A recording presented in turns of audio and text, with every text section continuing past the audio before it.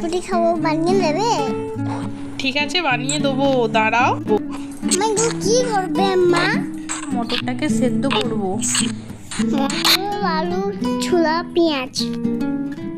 ওটা কিছু লাগবে নাকি? এইগুলো সব লাগবে। ছোলা লাগবে, মটর, পেঁয়াজ, আলু সেদ্ধ, টমেটো কুচি, পেঁয়াজ কুচি, কাঁচা লঙ্কা কুচি, ধনে, জিরে, লঙ্কা, সর্ষের তেল, একটু তেঁতুল। আমি তেঁতুলটা দিয়ে সব কিছু দিয়ে চটপটি হয়ে গেল। হয়ে গেল তোমার চটপটি।